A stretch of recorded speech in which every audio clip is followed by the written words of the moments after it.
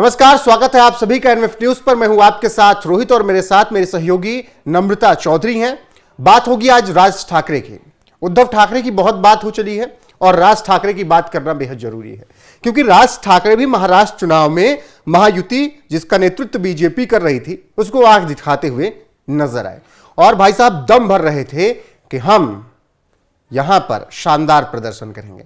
लेकिन जब चुनाव के नतीजे आए तो हवा में उड़ गए राज ठाकरे भी। जी हां, मनसे का कुछ पता ही नहीं चला कि क्या हुआ। इतने बुरा हाल मनसे का हुआ कि राज ठाकरे के सुपुत्र भी चुनाव नहीं जीत पाए। उधर कम से कम उद्धव ठाकरे के बेटे तो चुनाव अपना वर्ली से जीत गए, यहां तो राज ठाकरे के बेटे की भी हालत खराब हो गई और चले थे मोदी से टक्कर लेने। नमता, आप सोच लेना चाहिए इन नेताओं को, इन क्षेत्रीय पार्टियों को कि बस का नहीं है उनसे लड़ना जो कि हर चुनाव में शानदार प्रदर्शन करते आगे बढ़ रहे हैं। पहली बात तो ये कि जो सामने से लड़ रहे हैं मोदी के या फिर कह लीजिए बीजेपी के, वो तो नुकसान में है ही, हम तो देखते ही आ रहे हैं। मुझे तो घबराहट होती है उन नेताओं के लिए और उन पार्टियों के लिए जो साथ में लगकर चले थे या चलने की सोच रहे हैं। जैसे हम हरियाणा का जिक्र करते हैं, अब बताइए जेजेपी जिसके पास 10 सीटें थी वो 0 पे आ गई। अच्छा, उद्धव ठाकरे को हमने देखा है कि बागी होने का, बगावत करने का क्या सिला मिला। मतलब आपकी इतनी बुरी बेइज्जती हो गई जिसकी कोई था नहीं है, कोई मतलब लिमिट नहीं है। अब डर होना चाहिए चिराग पासवान को, अब डर होना चाहिए जयंत चौधरी को कि इनकी पार्टियों का आगे जाकर क्या होगा। अब देखिए शिंदे की हालत कैसी हो गई है, बगावत कर नहीं सकते हैं, करते हैं तो अपना ही नुकसान है कि अभी जैसे तैसे इज्जत बनाई है अपनी वो तुरंत खो जाएगी। बगावत करेंगे तो उन्हीं सवालों का जवाब देना पड़ेगा जो सवाल उद्धव ठाकरे से पूछ रहे थे ये। हाँ, बिल्कुल। अच्छा, उधर आप जाएंगे तो इससे ज्यादा बेइज्जती वाली बात तो आपकी है ही नहीं। तो ये सारी चीजें एक तरफ। अब आप बात करें राज ठाकरे की। राज ठाकरे का आप ये समझ लीजिए हाल ऐसा हो गया है कि उनके प्रत्याशी दहीसर सीट से खड़े होते हैं और उस बूथ पर जहां पर उनके खुद के परिवार के 4 वोट तो कम से कम थे ही, वहां से उन्हें 2 वोट मिलते हैं। तो इससे अंदाजा लगाइए राज ठाकरे की स्थिति क्या है। और जब हम बात करें उद्धव ठाकरे की, देखिए उद्धव ठाकरे ने बहुत सारी गलतियां की हैं जिसका खामियाजा वो भुगत रहे हैं। बार बार उसकी चर्चा हुई महाराष्ट्र चुनावों में, जब मतदान हुआ से लेकर जब तक नतीजे आए, जब तक महायुति की सरकार बनने की कगार पर है तब तक ये सारी बातें हो रही हैं। लेकिन इन सबसे इतर पुरानी बातें भी फिर याद आती हैं जिसमें कहा जाता है कि 2.5 साल का जो अमित शाह से चर्चा हुई थी उसको लेकर भी अब सच सामने ये आता है कि उद्धव ठाकरे इतने घमंडी थे कि बुलाते हैं अमित शाह को, फडणवीस के साथ आ जाइए मातोश्री पर, मैं दिल्ली नहीं आऊंगा मिलने के लिए। फिर आते हैं तो फडणवीस को बाहर खड़ा कर देते हैं। आप सोचिए, फडणवीस को अगर आप बाहर खड़ा कर रहे हैं तो उस आदमी को बुरा नहीं लगेगा? यार मैं भी तो मुख्यमंत्री रहा हूं ना, आप मुझे बाहर खड़ा कर रहे हैं। अमित शाह को बुरा नहीं लगेगा कि आप मेरे इतने करीबी नेता को बाहर बैठा रहे हैं? बेइज्जती कर रहे हैं ना आप, भुगत रहे हैं। ये ठीक, और फिर 2.5 साल की कोई बात ही नहीं हुई है। ये ठीक वैसा ही करने का प्रयास कर रहे थे उद्धव ठाकरे जो बाला साहब ठाकरे क्या करते थे। अपने आप को बाला साहब ठाकरे समझ रहे थे।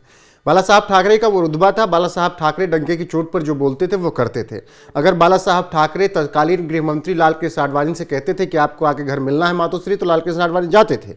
वो इज्जत थी, वो सम्मान उन्होंने कमाया था अपने नेताओं के बीच में और मतलब देश के नेताओं के बीच में। और मातोश्री उस वक्त जो तय करता था, जो लकीर बाला साहब ठाकरे खींचते थे, न महाराष्ट्र में किसी की हिम्मत होती थी, ना देश में किसी की हिम्मत होती थी कि उस लकीर को लांघ लिया जाए। अपने आप को तो बाल ठाकरे से कंपेयर कर रहे हैं। तो वो अपने पिता से, भाई अब अरे तो बाल ठाकरे तो किसी पद पर नहीं रहे, तो वही पावरफुल थे। तो आपके तो कुर्सी की लालसा नहीं खत्म हो रही। वही इनको समझना चाहिए था कि उस कुर्सी की वैल्यू तभी थी जिसपे शेर वाली कुर्सी पे बाला साहब ठाकरे बैठते थे, उसकी वैल्यू तभी तक थी जब तक वो किंग मेकर की भूमिका में थे।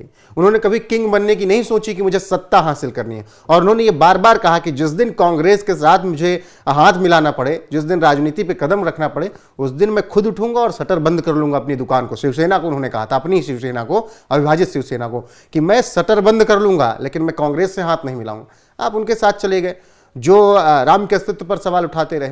तो आपका हालत क्या हुआ वो सबने देखा। अगर आप बाला साहब ठाकरे बनने चले थे तो आपको तब बनना था जब शरद पवार से आप खुद मिलने गए हाथ जोड़कर और शरद पवार ने कहा बाहर खड़े होकर वेट करो। उस दिन आपको बाला साहब ठाकरे बनना था कि मेरी विचारधारा जो हिंदुत्व की है। जिस दिन आपने एक फैसला बहुत अच्छा किया, वो नमता बहुत हर जगह बात दबी रही, लेकिन ये एक फैसला इन पूरे 5 साल में मेरा उद्धव ठाकरे का बहुत शानदार फैसला लगा जो इसी चुनाव में रहा। जब AIMIM ने अंदर खाने ये कहा कि हमें महाविकास अघाड़ी के साथ आना है, हम गठबंधन करना चाहते हैं, तो उद्धव ठाकरे ने सबसे पहले बगावत की, कहा कि नहीं, AIMIM की कोई जगह यहां पर नहीं होनी चाहिए। और प्रियंका चतुर्वेदी से मैंने इंटरव्यू में ये सवाल किया कि ये AIMIM आना चाहती है महाविकास अघाड़ी में, उन्होंने कहा बिल्कुल नहीं, उनकी हमारे यहाँ कोई जगह नहीं है इस गठबंधन में। मैं इस फैसले का स्वागत करता हूं, कम से कम आप एक और गुनाह करने से बच गए। गुनाह इसलिए क्योंकि आपकी विचारधारा क्या है और असदुद्दीन ओवैसी की विचारधारा क्या है, इस वजह से। बाला साहब ठाकरे की विचारधारा क्या थी और ओवैसी के परिवार की विचारधारा, उनके पूर्वजों की विचारधारा एक आध पीढ़ी तक की क्या थी, वो आप समझ सकते हैं। तो वो आपने एक बड़ा डिसीजन लिया था, उसकी तारीफ होनी चाहिए। और मुझे लगता है ये बात दबी रही, इस बात को उठाया जाना चाहिए और यह समझना चाहिए उद्धव ठाकरे को, अगर उसी विचारधारा पे आप अकेले भी चलते ना तो इतना बुरा हाल तो ना होता।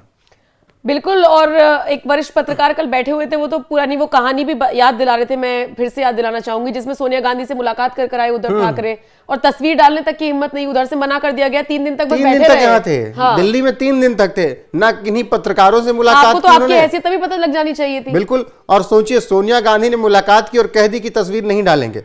ठीक है, सोनिया गांधी ने डालती, कांग्रेस ने, आप में तो इतनी हिम्मत करनी थी। अरे आपको, चलिए उद्धव ठाकरे नाम से आपको अगर नहीं आता है फील कि मैं कौन हूं, तो आप उसके सामने सन ऑफ बाला साहब ठाकरे पढ़ लिया करिए, तब डिसीजन ले लेंगे ना आप, तब भी आपको पता चल जाएगा कि आप कौन हैं। ठाकरे केवल अगर आप ठाकरे टाइटल पे अपने आप को समझ लेंगे ना, तब ये जो आपको वेट करवाते हैं शरद पवार, जो बाहर का रास्ता दिखाते हैं कि वेट करो, या जो कांग्रेस आपके गले में आकर कांग्रेस का पट्टा पहना देती है, वो तस्वीरें सबने देखी थी, किसी की हिम्मत नहीं होगी। तो इस बात को समझना उद्धव ठाकरे को है, इस बात को समझना आदित्य ठाकरे को है। मैं फिर कह रहा हूं, अकेले चले होते, लीग से हटकर चलते, गठबंधन के साथ न जाते, उस गठबंधन के साथ जो राम के अस्तित्व पर सवाल उठाता रहा, जो बाला साहब ठाकरे की विचारधारा पर सवाल उठाता, और बेहतर प्रदर्शन होता। जिस कुर्सी की आपको लालसा थी, वो तो आपके हाथ में अभी भी नहीं है। जिनके दम पर आप उछलना चाह रहे थे, वो तो धरे के धरे रह गए। माया मिली न राम, माया मिली न राम, इज्जत आपकी गई वो अलग। वो माया मिली न राम, इज्जत हुई नीलाम, अब क्या कह सकते हैं। सोचिए, मैं फिर वही कह रहा हूं नमता, चलिए मैं बार बार ये कह रहा हूं कि ठीक है, आपने गठबंधन भी कर लिया, चुनाव के बीच में आप अयोध्या जा सकते थे ना एक बार। बिल्कुल। कांग्रेस ने तो बगावत कर दी थी, उन्होंने बाकायदा लेटर, कांग्रेस का स्टैंड तो क्लियर है ना, आपका तो नहीं क्लियर है। उन्होंने लेटर जारी कर दिया था। आप तो कम से कम जाकर कहते कि भाई आपका कुछ भी हो, हम तो राम के वंशज हैं, हम राम के चरणों में जाकर एक बार आशीर्वाद लेके आएंगे। अच्छा, 22 जनवरी को ना जाते, बाद में जाते, बाद में ही जाते। अरे अब भी मौका है, 4 दिन हो गए, अब तो चले जाइए कि जो हुआ गलती माफी हुई, अब अपनी अलग राजनीति चलाएंगे। राम के अस्तित्व पर सवाल उठाने वालों के साथ तो हम नहीं खड़े होंगे। मैं ये नहीं कह रहा हूं कि बीजेपी के पास ऐसे लोग नहीं हैं। अगर बीजेपी के पास नवाब मलिक हैं तो उन पर मेरा भी सवाल है। अगर अजीत पवार हैं, जिन पर प्रधानमंत्री नरेंद्र मोदी ने आरोप लगाए, तो उन पर भी सवाल है। दुख शिवसेना से, उद्धव ठाकरे से ज्यादा इसलिए क्योंकि आप बोल्ड एंड ब्लंट आपके पिता थे। उन्होंने कभी ऐसी राजनीति नहीं की, या उन्होंने कभी ऐसी राजनीति को बढ़ावा नहीं दिया जो हिंदुत्व के खिलाफ गया। तो नवाब मलिक के साथ जो नाम जुड़े, अगर दाऊद के साथ कनेक्शन जुड़ा, आज वो सवाल उठता है, तो मैं नहीं कह रहा हूं कि सवाल नहीं उठने चाहिए, वो सवाल उठने चाहिए, उस पर सवाल बीजेपी से होना चाहिए। अजीत पवार अगर 70,000 करोड़, जितना भी करोड़ आप बता रहे थे प्रधानमंत्री जी, अगर वो घोटाला कर रहे थे, तो आज क्लीन चिट कैसे, इस पर भी सवाल पूछा जाना चाहिए। हम पूछ रहे हैं, लेकिन शिवसेना विचारधारा से समझौता कर लेगी, ये होगा। और राज ठाकरे को सोचना पड़ेगा नम्रता कि उनको क्या करना है, किनसे टक्कर लेनी है। क्या उनको अपने भाई के खिलाफ मजबूत होना है वहां पर, या शरद पवार के खिलाफ मजबूत होना है, कांग्रेस के खिलाफ मजबूत होना है, या फिर मोदी शाह से लड़ना है। ये उन्हें सोचना पड़ेगा कि कहां बेहतर लड़ाई लड़कर वो थोड़ी सी जीत दर्ज कर सकते हैं, क्योंकि यहां तो चांस बहुत कम लग रहा है। बिल्कुल बिल्कुल। और अब देखिए, चर्चा हमने आपके सामने रखी, बाकी आप इस खबर को किस तरह से देखते हैं, आपकी राय क्या है, हमें कमेंट सेक्शन में जरूर बताइएगा।